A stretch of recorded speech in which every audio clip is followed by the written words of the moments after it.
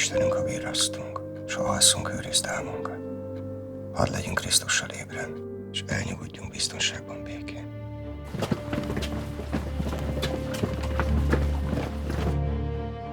A mártírság az annyit jelent, hogy életét adja Krisztusért, életét adja a másik emberért. Tehát ebben benne volt a szeretet, a másik ember iránti szeretet, és benne volt az Isten iránti szeretet. Mind a kettő egyszerre. És ő ezt megtette. Ezt elfogadta az Isten kezéből, és megtette. Tehát egy akkora nagy hősiesség ebben a rendkívül önző világban az, hogy valóban példaképként állhat a ifjúság, a gyerekek, a felnőttek előtt is az, hogy el lehet menni a szeretetben a legvégsők, mint ahogy Krisztus elment a legvégsőkig.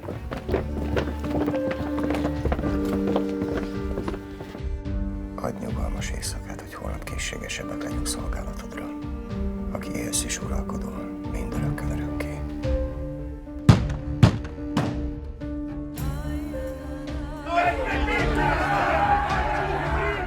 A hősökre és az áldozatokra úgy kell tekinteni, hogy lássuk bennük a hősiességet, a bátorságot, hogy ne az áldozatot nézzük, illetve ne a sebeinket nyalogassuk és a sérelmeinket emlegessük, de igenis, ami érték, azt tudjuk fölmutatni és tudjuk magasra tartani, szónak átvitt értelmében is, tehát hogy nagyra értékeljük és erőt merítünk belőle.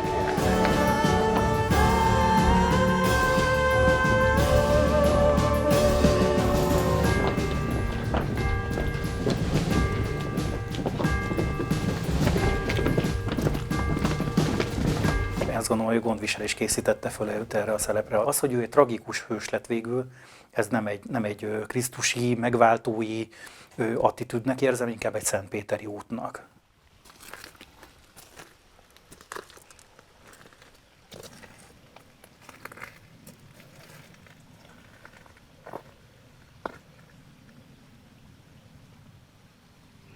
Én megbocsátom.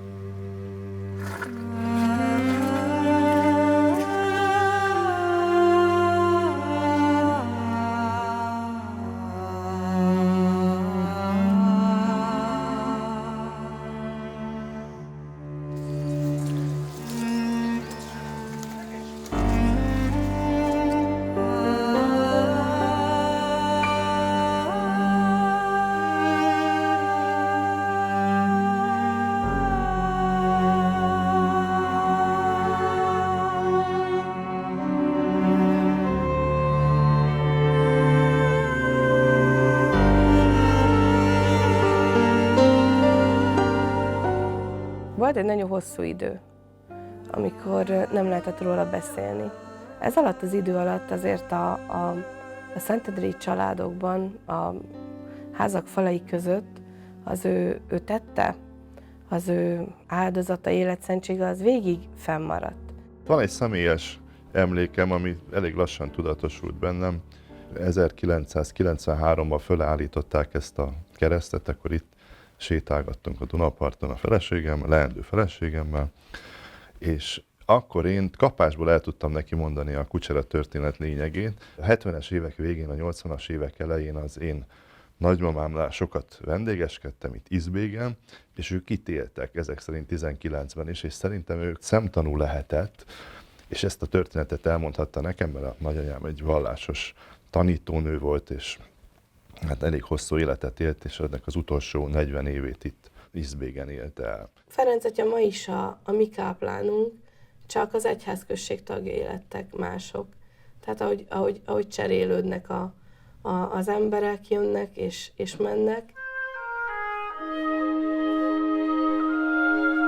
Kucsera Ferenc 1892. szeptember 23-án született Léván, amely akkor még az osztrák-magyar monarchia, azaz a királyi Magyarország része volt. Édesanyja iparos családból származott, míg édesapja asztalos mester, majd banki alkalmazott volt. 8 gyermeket neveltek fel a szülei. Egész kicsi volt, 7. osztályos, amikor papnövendék lett, tehát iskolába járt, tehát nem a gimnázium évei alatt született meg a döntés, hanem már egész kicsi gyerekfejjel ő már jelentkezett papnak. gyermeki hitvilággal lépett erre a pályára, és igazából mindvégig ezen az úton meg is maradt. Az első adalék, amivel én találkoztam Kucsera Ferenccel, a nyomtatásban megjelent a neve, az a Lévai Piarista Gimnáziumnak az évkönyve, ahol azt évről évre kiadták, régebben ez divat volt, és a tanulók neve mellett ott volt az érdemjegy is. És hát ebből lehet tudni, hogy Kucsera Ferenc az első osztályos korában szinte színjeles volt, akkor az 1-es volt a legjobb, de énekből és szépírásból 2-ese volt, azonban 2-3 évvel később ezt már korrigálta, és akkor teljesen egyöntetűen jeles volt. Kucsera Ferenc miután kitűnő tanulmányi eredménnyel végzett Léván, Esztergomba került a Szent Benedek-rendi főgimnáziumba. 16 évesen itt lett kis szeminarista, és az érseki szeminárium lakója. Kitűnő tanulmányi eredményei mellett aktív iskolai életet élt. Verseket írt, előadásokon szerepelt. 1911-ben jeles eredménnyel érettségizett le, mármint papnövendék. Később, amikor a Pázmáneumba került, őt meg nagyon konkrétan és nagyon céltudatosan készült erre az útra, hogy ő pap lesz, és ő ezt az utat fogja járni, tehát hogy Isten szolgája lesz.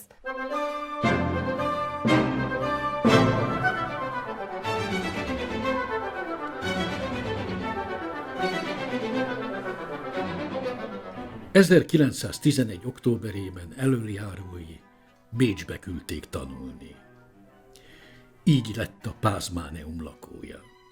A Collegium Pázmáneum növendékének lenni az mindig is egy kitüntetés volt, egy privilégium volt, egy olyan helyzet volt, amire a pázmánita diákok joggal büszkék voltak, hiszen ez az elitképzésre alakult annak idején, a 17. században, és később is nyilvánvalóan megmaradt ez a karaktere. Pázmánita diáknak lenni az egy kitüntetés volt, a főpásztorok a legjobban tanuló vagy a legígéretesebb növendékeiket küldték ide, és mellette a legmegbízhatóbb növendékeket, és ők pedig büszkén hordták a kék reverendát és a fekete cilindert, és az egész városban ismertek voltak a különleges megjelenésük miatt.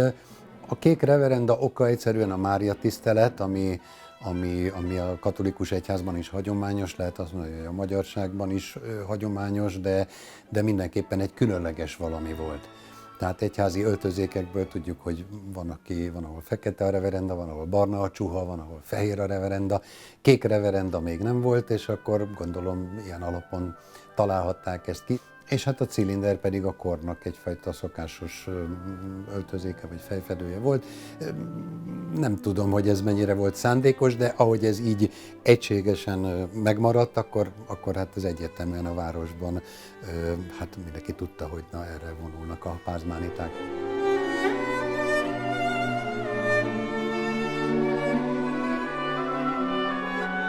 Az, hogy mennyire magyar sziget, jelzi a kápolna is, ahol a két osztatú szentélyfreskón fölül Mária ül a trónon a kisded Jézussal, és alá egyetemen az van írva, hogy Patrona Hungariae, ora pro nobis, tehát hogy magyarok nagyasszonyá könyörög érettünk. Tehát még a monarchiában vagyunk, amikor ez elkészül 1900, de teljesen egyértelműek a szeparatista törekvések.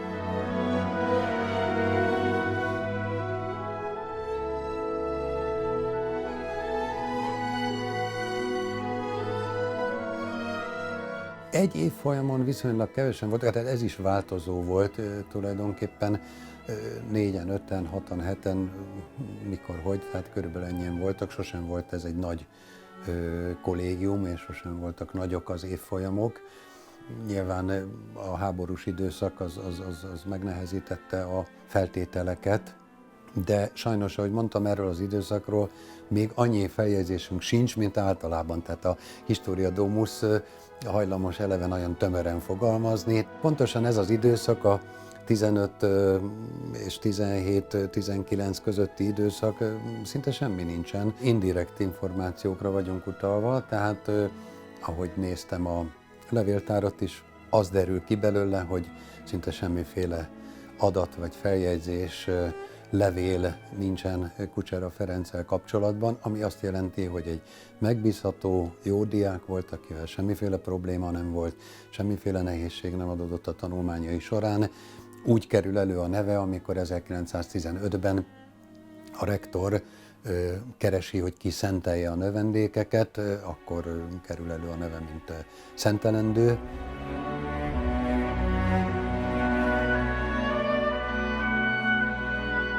...1914 novemberében a Pázmáneum helyettes rektora, Drexler Antal arról ír, hogy ugyan Kucsera Ferencnek még nincs meg az egyházi törvények szerint a papi hivatáshoz szükséges életkora, de hazai apostoli engedéllyel 15 hónappal korábban megkapja azt.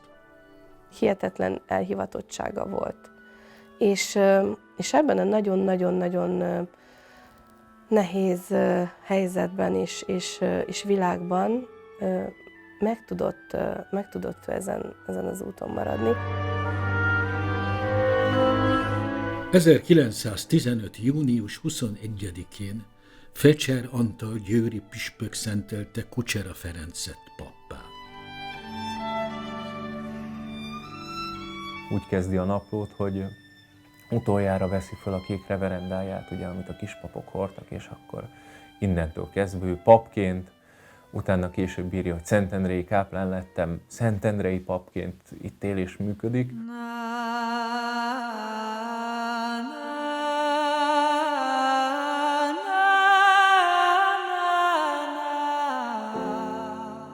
A lélek megindul. 1915. június 18-a. Becsuktam az ajtót. Kőn csoszogó léptekkel sietnek a kék ruhások, a nagy reményűek, benn a nagy jelen emberei. Utolsó este vetem le az égszínruhát.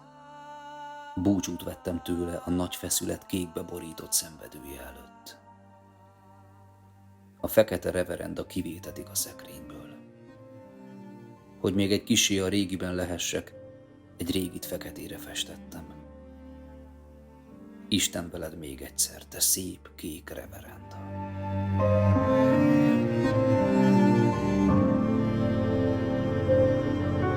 Június 19-e. Nem tudtam egész éjjel aludni. Hangulatom legjobb kifejezése, ünnepet látok mindenütt. Úgy gondolom, hogy vasárnap van. Igen, ma az Úr napja van. Az Úr félti, őrzi, el nem felejti tulajdonát.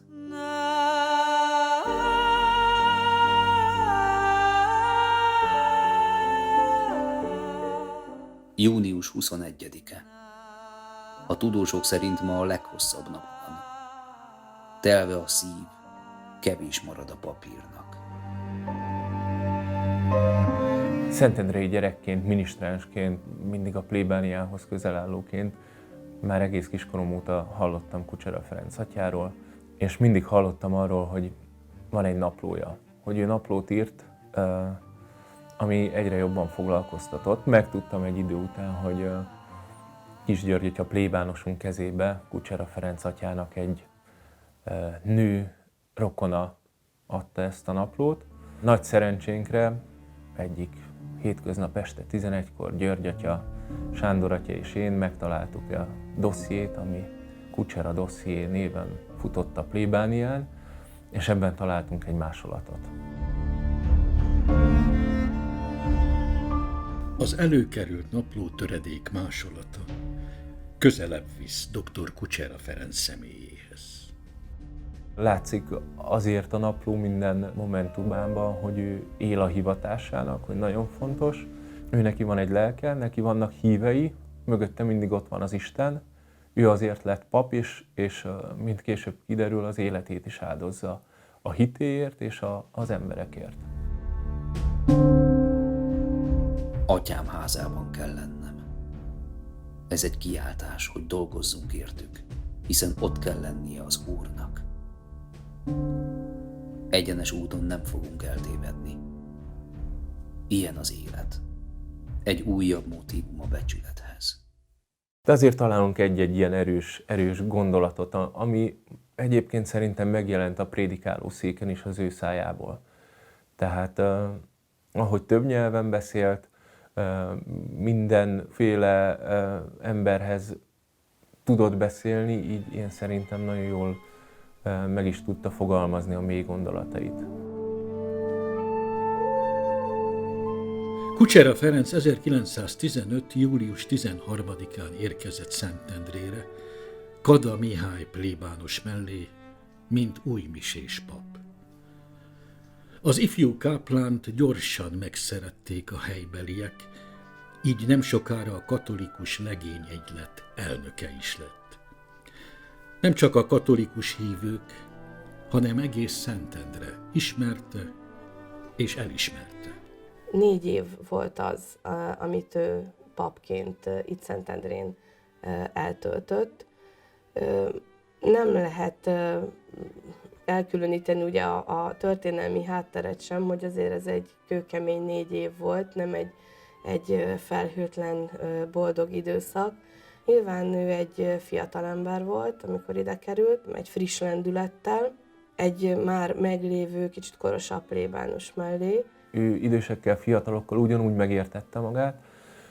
Az látszik, hogy mély lelki ember is volt, mindamellett, hogy egyszerű emberekkel is nagyon jól el tudott beszélgetni. Az ő hite és az azért való következetes kiállása, pláne ezekben a nehéz években, ugye a 18-tól kezdve, ezt őt mindenképp kiemelte a többi ember közül szerintem. A másik pedig az a közvetlensége, amivel például a fiatalokat és a gyerekekhez közeledett, ami abban a korban még nem volt annyira általános, mint mondjuk manapság egy tanár-diák viszonyban.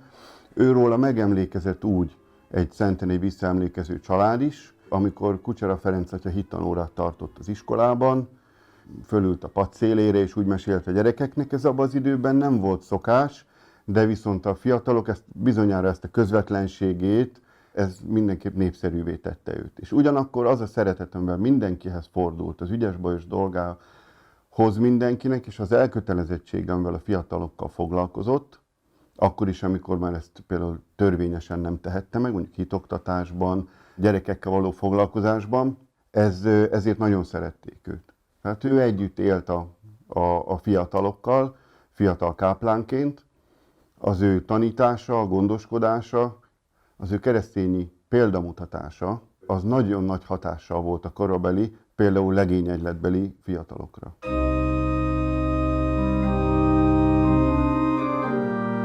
Kucsera Ferenc 1917. júniusában Bécsben megvédte doktori disszertációját. A háborús időszak alatt pedig a szentendrei katolikus hitközség élete mellett a helyi lapok szerkesztésébe is bekapcsolódott. 1917. novemberétől a Szentendrei Néplap szerkesztője volt. Írt az újságba cikkeket. Abban az időben, amikor pont próbálták a hitet mindenhonnan csírájában kioltani, akkor ő nagyon-nagyon élesen és markánsan emellett kiállt. Egy nagyon népszerű ember volt, nagyon szerették, vonzotta magához a gyerekeket, a felnőtteket, még a nem hívőket is. 1918. novemberében az osztrák-magyar monarchia kapitulált az első világháború végén.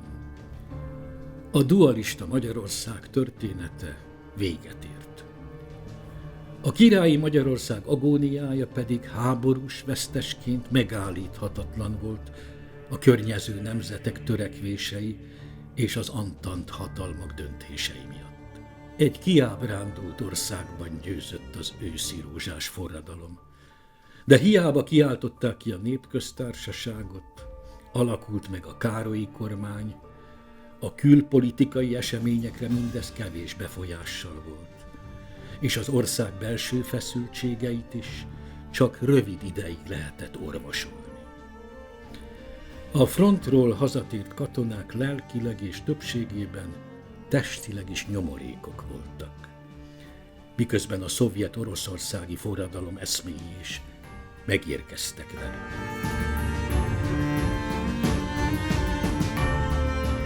Alapvetően a kommunisták és a szociáldemokraták már az 1918 novemberi forradalom, tehát az úgynevezett Károlyi forradalom, vagy más néven a polgári demokratikus forradalom idején is alapvető dolgokban tértek el egymástól. Tehát az volt a legfőbb különbség köztük, hogy a kommunisták azok Lenin elvei alapján, tehát a marxi elmélet és a lenini gyakorlati útmutató alapján ők egy azonnal meg akarták valósítani a proletár forradalmat. Ki akarták robbantani, a proletár diktatúrát megvalósítani, és ehhez képest a szociáldemokraták pedig a választóktól kapott demokratikus felhatalmazás útján akartak hatalomra jutni. Ők ezzel tisztában is voltak, hogy egyébként amennyiben lenne egy választás, akkor ők meg is szereznék az ehhez szükséges többséget, és ők egy alkotmányozó nemzetgyűlést szerettek volna egyébként. És onnantól kezdve majd egy demokratikus felhatalmazás birtokában fokról fokra, lépésről lépésre meg akarták valósítani először a szocializmust, aztán hosszú távon pedig a kommunizmust. Aztán mégis megegyeztek egyébként a gyűjtőfogházban, Humbélával, és akkor létrejött az úgynevezett fúzió, tehát egyesült a két párt. Nagyon sokaknak ez persze nem tetszett, sok vezető el is ment Magyarországról. Viszont akik itt maradtak, azok tulajdonképpen elfogadtak egy olyan kompromisszumot, aminek az volt a lényege, hogy bizonyos népbiztosokat és helyetteseket megosztottak maguk között.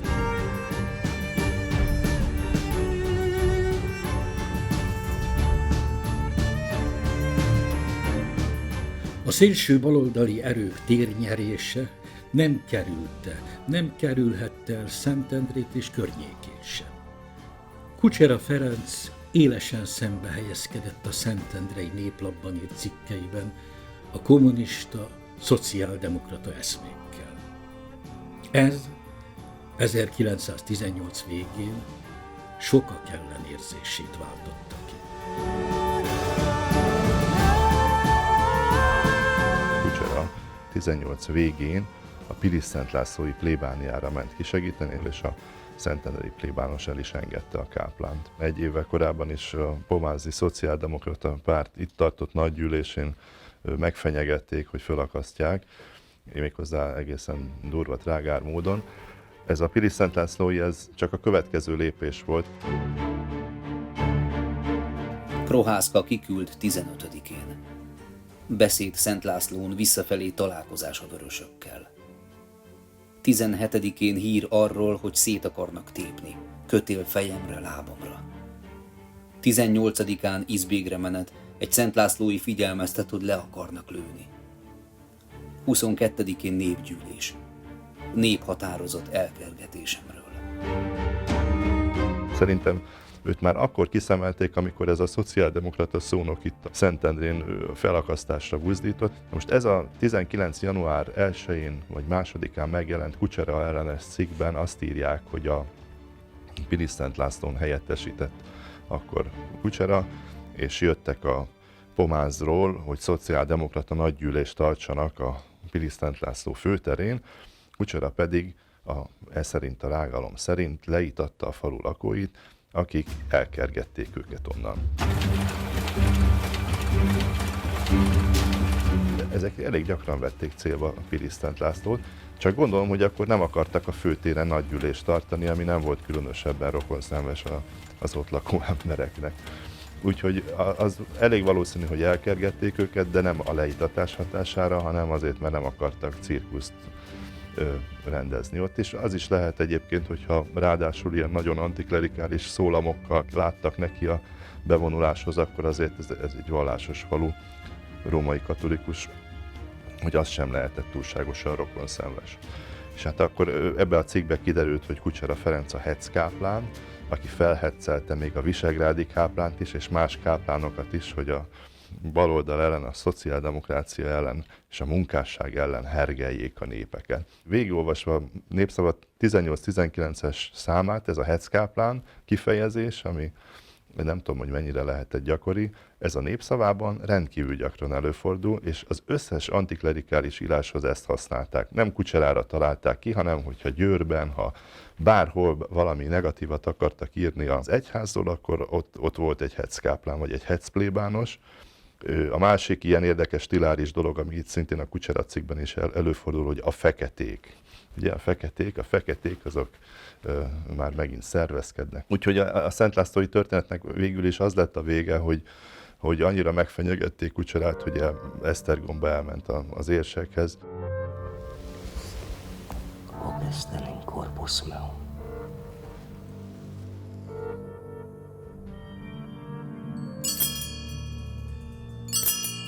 Azt jegyezte a naplójába, hogy azt mondta a bíboros úr, hogy nem küldjük vissza Szentendrére, de nagy érdem lenne.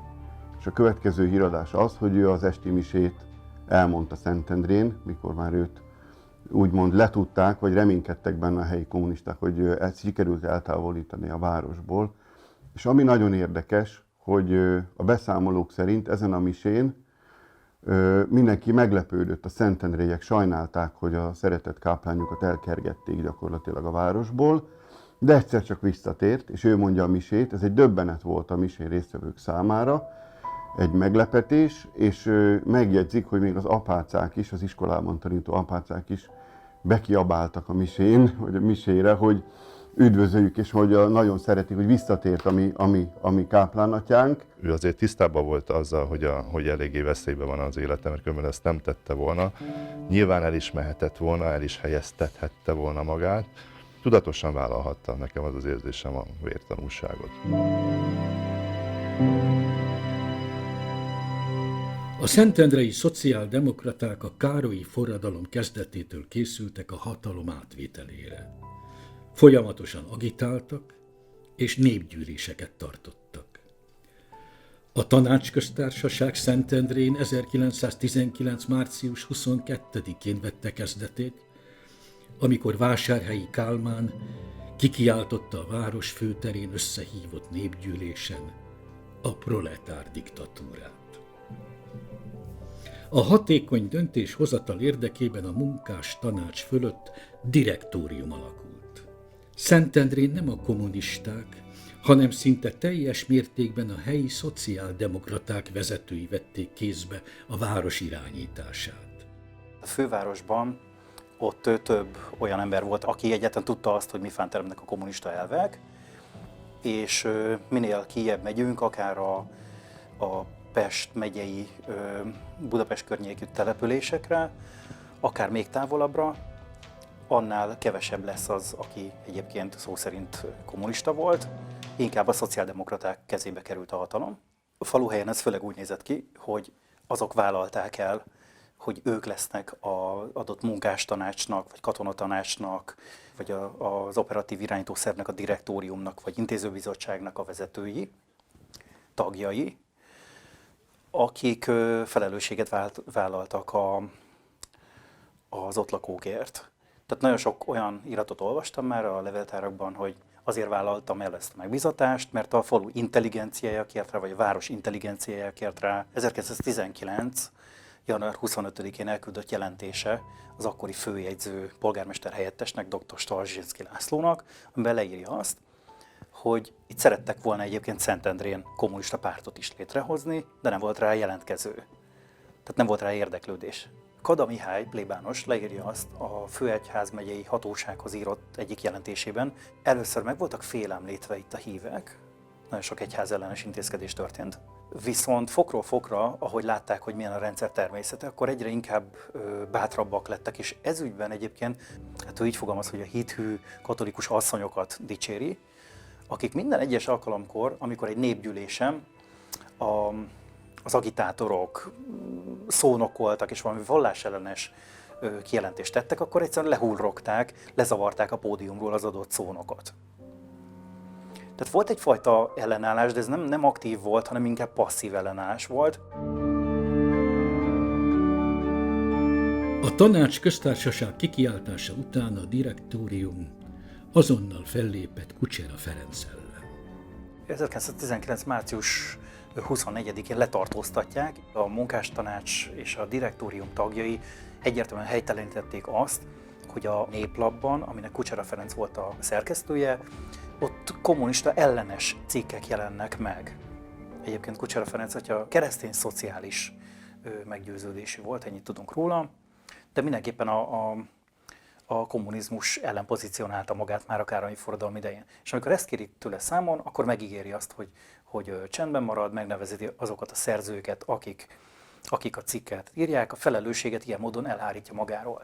Tehát ez egy kicsit inkább egy szentpéteri szerep. Egy biztos, hogy Kucsera Ferenc atya először inkább egy csendes passzivitásba igyekszik vonulni, és aztán válik igazán mártírrá, amikor élesednek az események.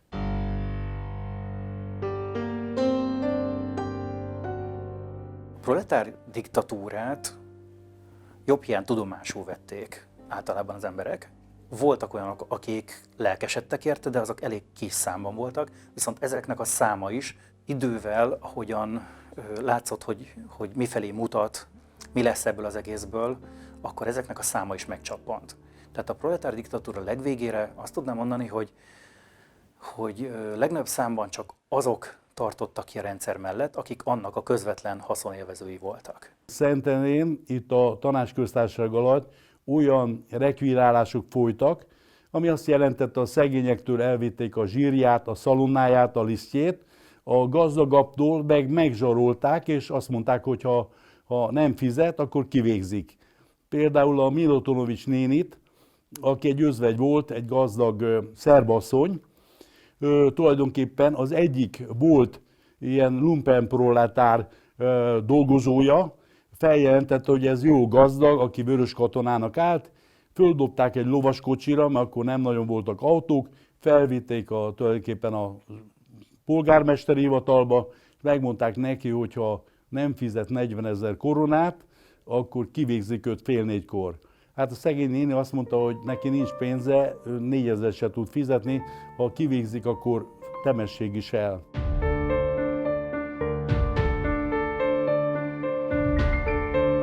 Budapesten 1919. június 24-én tört ki az úgynevezett monitorlázadás, azaz a Tanácsköztársaság elleni ellenforradalom, amelyet gyorsan levertek a vörös katonák. Szentendrén ugyanezen a napon szintén győzött az ellenforradalom, amely azonban mindössze egy napig tartott.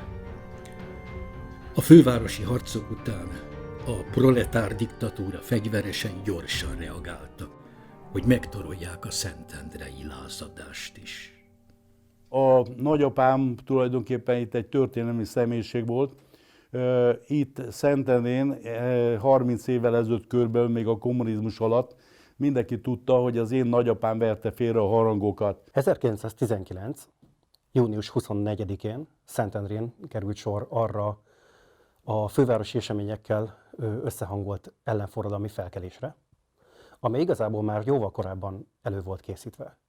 Azt tudjuk, hogy már 200 fő körülbelül készenlétben állt, és csak a megadott jelre vártak. Ezeknek a vezetője dr. Veres Marti Miklós volt itt helyben Szentendrén, és egyébként úgy tervezték, hogy a helybeli akció, tehát a szentendrei akció sikere után a fővárosi felkelés segítségére sietnek. Egész Szentendre egyhangulag vonult ki a főtérre, csupán a nagyapám megadta a jelzést, mindenki tudta, hogy jönni kell, megadta a jelzést, harangoztak, és tulajdonképpen ennek hatására kerültek a főtérre, és elzavarták tulajdonképpen a kommunistákat.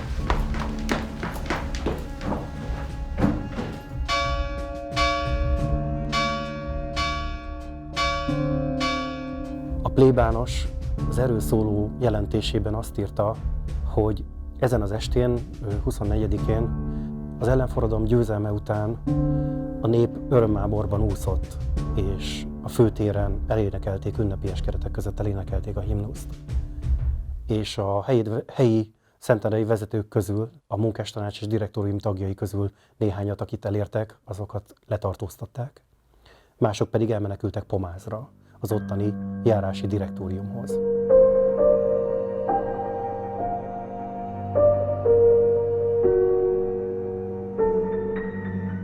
...1919. június 25-én kora délutántól kezdve már mindenki tudta a városban, elterjedt a híre annak, hogy érkeznek a megtorló csapatok.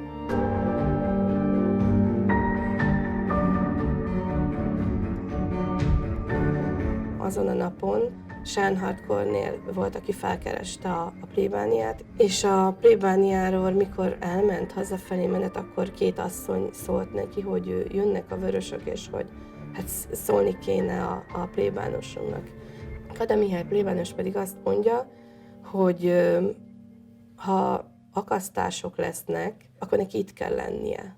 Hogyha valaki papot kér, akkor neki készenlétben kell állnia. És Kucsera Ferenc atya is itt marad.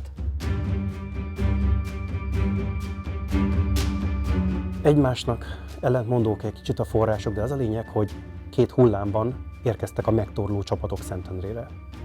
A megérkezésük időpontja az nem tisztázott, viszont azt tudjuk, hogy sorrendben először egy legalább 110 fős munkásszázad érkezett. Ez a Hirman gyári munkásszázad katonáiból állt. És azt is tudjuk, hogy a második transporttal érkezett a Hudi Ferenc által vezetett, egy 22 éves pincér által vezetett, vagy 17, vagy ilyen 45-50 fő körüli géppuskás különítmény.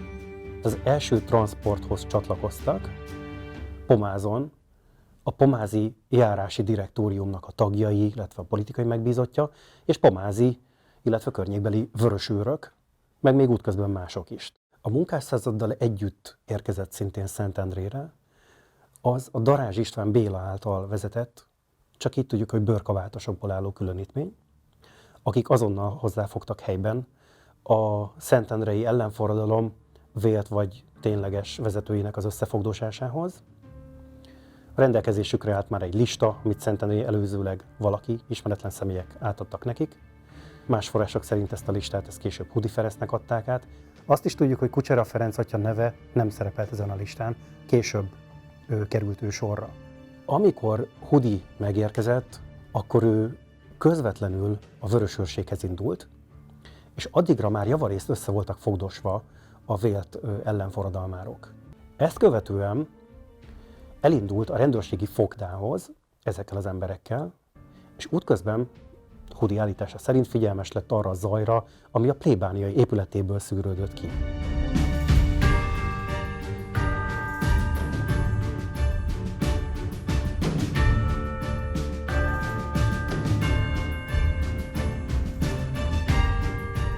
Este 9:30 körül lépett be a plébániára a pomázi járási direktórium tagjai és elnöke, valamint annak a politikai megbízottja.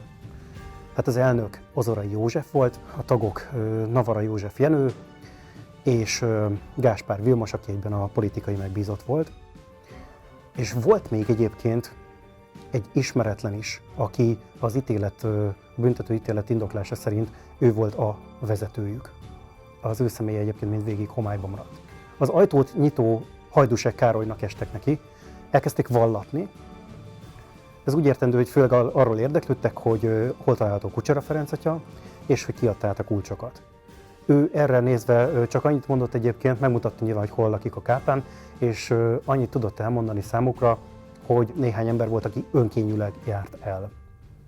Tehát ő sem nevezett meg felelősöket, sem olyanokat, akik elvitték volna a kulcsokat. Ezt követően behatoltak Kucsera Ferenc atya szobájába, és elkezdték őt faggatni. Őt is szintén erre vonatkozólag faggatták. Eleinte a káplán azt hitte egyébként, hogy a Pilis Szent Lászlói eset miatt szedték elő, de kiderült, hogy nem erről van szó, hanem az ellenforradalomról vallatták, de ő erről nem tudott semmit sem mondani. Amikor már javában vallatták, belépett a plébániára Hudi Ferenc, és a helyettesévé kinevezett Darázs István Béla. Darázs István Béla volt az, aki az említett bőrkabátosokat vezette egyébként ott Szentendrén, Hudi Ferenc pedig akkorra már mint a város parancsnokságát átvett. Ő terrorparancsnok lépett elő, igazoltatott mindenkit, megkérdezte, hogy mit keresnek ott, stb. És átvette tulajdonképpen, egy kézbe vette az irányítást. Magáról a kulcs átadásról egyébként nagyon sokféle toposz van forgalomban, nagyon sokféle narratíva. Biztosat nem tudunk. Dr. Katona Gyulán és Szentendrei Katalin egyháztörténész asszony kutatásai alapján tudjuk azt. Ő azon az állásponton van, azt írta le a monográfiájában, hogy amikor Kada Mihály Az 1919. március 22-i naplóbejegyzésében azt írta, hogy nocte veniunt pro clavibus, ami azt jelenti, hogy éjjel jöttek a kulcsokért. Ez Katona Gyuláné álláspontja szerint azt jelentette, hogy ekkor Kada Mihály plébános március 22-én, tehát a kommun szentendrei kitörésének a napján átadta ezeket a kulcsokat.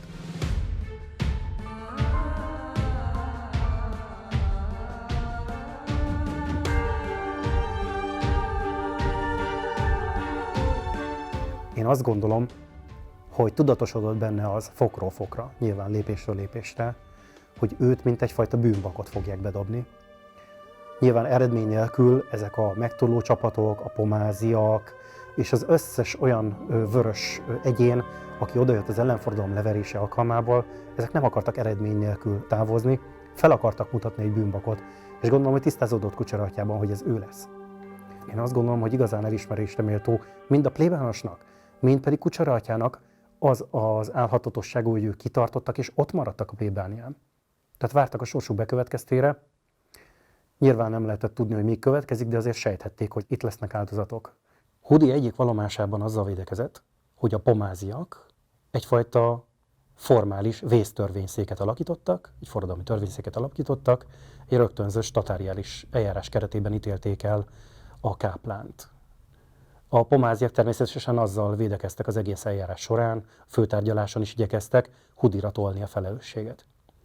Hudi védekezési stratégiája pedig még ezen kívül arra épült, hogy Jancsik Ferencre hivatkozott, akitől ő konkrét, tehát az állítása szerint egy konkrét szóbeli parancsot kapott távbeszélőn vagy telefonon keresztül, arra vonatkozólag, hogy küldje haza, idézem, küldje haza a káplánt, és lövesse agyon a káplánt. De ami biztos, hogy több alkalommal is 10-10 perces gondolkodási időt adott a káplánnak Hudi Ferenc. Minden esetre valakik ott is akkor eldöntötték, hogy Kucsera Ferenc feje fölött kimondják a halálos ítéletet. Egy biztos, hogy ezt a halálos ítéletet Hudi Ferenc volt, aki végrehajtatta. Ő volt az, aki az eredménytelen vallotás után önmaga igazolására elsősorban azt kérte, hogy a jelenlévők írják fel egy papírlapra a nevüket. Későbbi forrásokban egyébként előkerül az, hogy létezett egy halálos ítélet, 2 példányban legépelt, írógéppel gépelt lapról van szó, amit egyébként később, 1-2 nappal később írtak meg. Nem tudjuk, hogy ez tényleg így volt, vagy egyfajta védekezés volt. Igazából ez zárójelbe tehető annak fényében, hogy ezt követően kikísérték a káplánt az utcára, sőt, olyan megalázó módon történt mindez, hogy először azt követelte Ozorai, hogy nem kell vele sokat cicázni, igazából föl lehet őt akasztani a főtéri keresztre, és hogyha nincsen kötél, akkor jó lesz a drót is. A tény az, hogy kivitték őt az utcára, méghozzá reverenda nélkül. Ez is a megalázás egyik jele volt egyébként, hiszen akkoriban reverendában mentek ki az utcára, tehát egy szellingben kísérték őt ki, vagy hurcolták ki az utcára. A Városháza sarkán Hudi elkiáltotta magát az ott gyülekező katonák láttán, hogy 4 bátor katona lépjen oda hozzá. 4 önként jelentkező oda lépett. Arra, hogy konkrétan kik voltak ezek az önként jelentkezők, konkrét információnk mindössze annyi van, hogy Dudás János volt az nem katona, hanem a Schlick Nicholson hajógyárnak a gyárőrségénél némi kiképzést kapott szentendrei munkás. Azt tudjuk, hogy ő vett részt a gyilkosságban, és egyébként pedig Hudi az első vallomásában 3 tengerész nevezett meg, egy Bene, egy Balassa és egy Beregszászi nevű egyént. Ezek mind ismeretlenek, lehet, hogy fiktív személyek, lehet, hogy tényleg ők voltak a tettesek.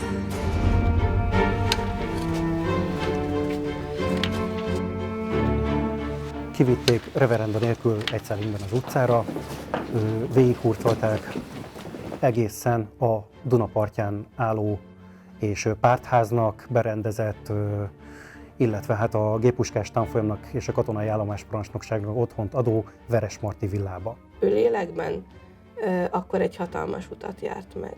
Egészen biztos, hogy egy olyan ember volt, akinek míg a plébániától elértek a Veresmarty villáig, 1000-szer eszébe jutott az, hogy most én mondok egy nevet. Elmondom, hogy nem én voltam. De akkor mindig volt mellette valaki, a Jóisten, aki azt mondta, hogy én viszlek téged, vezetlek. És így végig tudott menni. A végső nagyon nagy döntést, egy óriási döntést, amit Istentől kapott kegyelemből, azt ő emberként meg tudta hozni.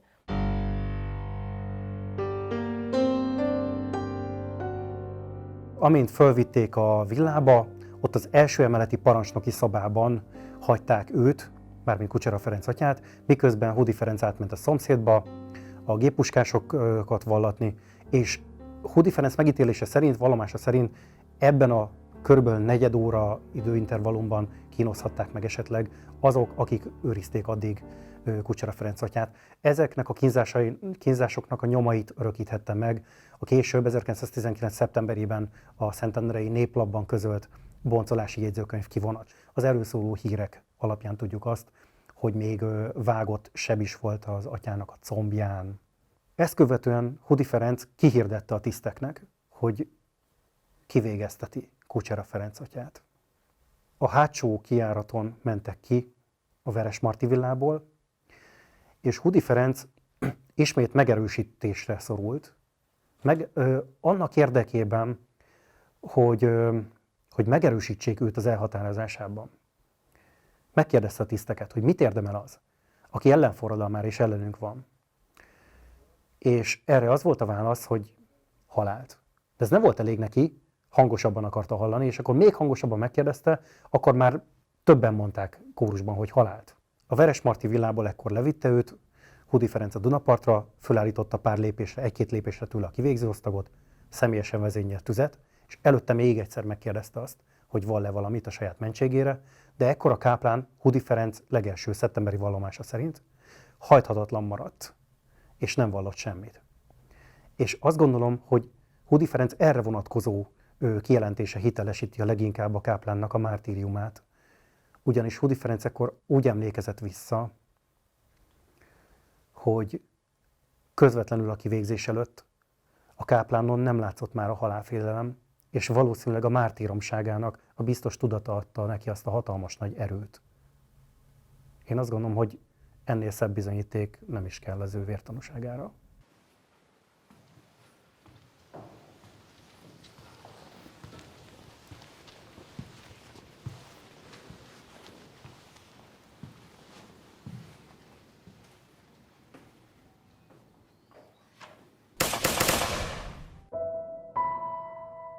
Kucsera Ferencet 1919. június 25-én végezték ki. Egy nappal később földelték csak el a temetőn kívüli árokban. Kivégzésének helyét másnap virágok borították. Napokkal később a szentendrei polgárok követelésére tisztességgel eltemették. Senkit nem árult el, de ő biztosan tudta, hogy ki volt az, csak nem árult el, tehát megmentett egy 10 gyerekes családapát. És nagyon-nagyon köszönjük így visszamenőleg is, hogy megmentette a családunkat.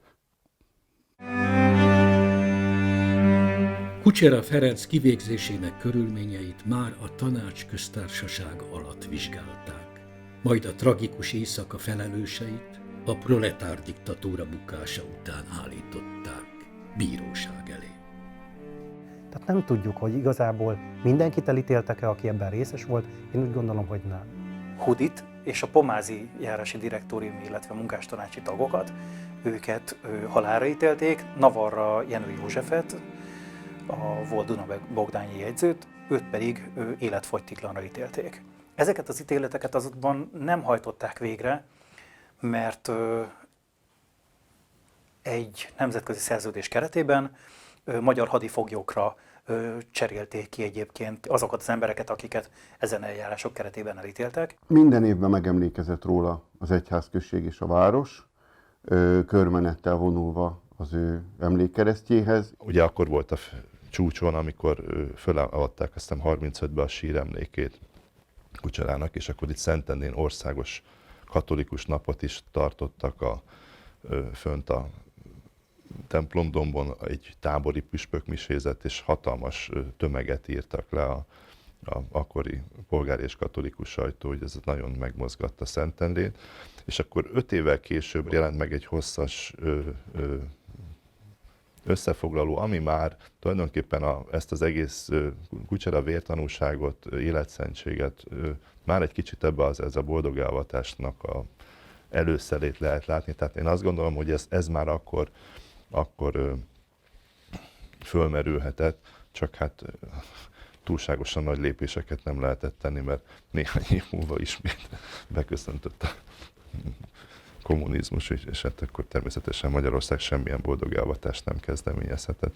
A legérdekesebb az emlékkereszt, ami a Dunaparton a kivégzésének a helyén állt, de a helyiek emlékezetében úgy maradt fönt, hogy egyszer csak egy éjszaka, az pontos időpont sem ismert, ma napra pontosan ledöntötték ezt a keresztet, kitörték a helyéről, és az egyes elbeszélések szerint a Dunába dobták, de minden esetre nyoma veszett, eltüntették, és később sem, és azóta sem került ez vissza a helyére, vagy került másik kereszt vagy emlékmű a helyére. Nyilvános megemlékezést nem lehetett tartani, az emlékhelyeit, emléktábláját felszámolták, eltüntették, vagy el kellett tüntetni, viszont a szentendrei családoknak az emlékezetében élénken élt az ő emléke és a tisztelete is, és sokan meséltek nekünk róla, régi szentendrei családok, hogy hogyan adták tovább, meséltek generációra egy valamikori káplányukról,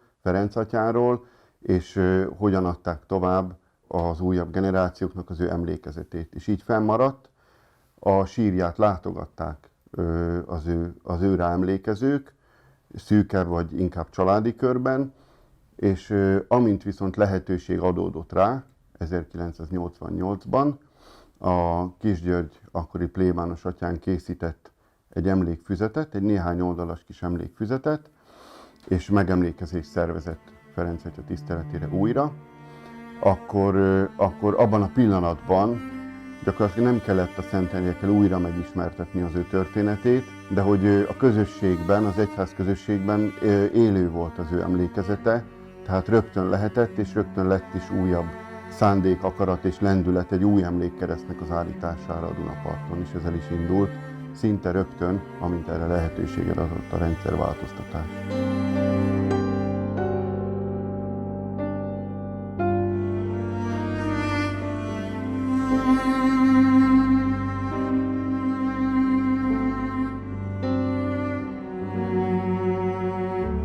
Ugye több exhumálás után, most végre talán végleges helyén most már a Szentendrei Kálvárián van, a római katolikus Kálvárián, és végül is így 100 év után érdekes dolog az is, hogy Kada Mihály a közös síremlékben nyugszik, aki ugye a plébánosa volt. Halálában lett emberhalász, hiszen 100 év múlva itt ülünk, és róla beszélünk, valami miatt nem tűnt el az ő története. Magában az egész élete, az, amit tett, és amit csinált, és amit áldozatot hozott, ez tényleg egy csodálatos, irtózatos nagy mártír. Az, hogy az életét valaki odaadja egy másik emberekért, egy családért, egy 10 gyerekes családért, ez valóságban tulajdonképpen alapja annak, hogy boldogálvassák őt. Amikor pap lett, akkor nyilván, ahogy többen is szokták ezt így fogalmazni, hogy boldogan oda tudott adni mindent Istennek. És ugyanígy a vértanúságban boldogan odaadta magát, átadta magát Krisztusnak, és vállalta a krisztusi sorsot.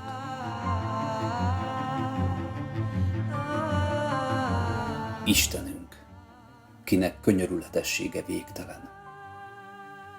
Hálát adunk kegyes fenségednek összegyűjtött adományaink révén. Örök jámborsággal kérve tőled, hogy te, aki megadod a tőled kérőknek azt, amit kívánnak, el nem hagyva rendeld őket eljövendő jutalmakra.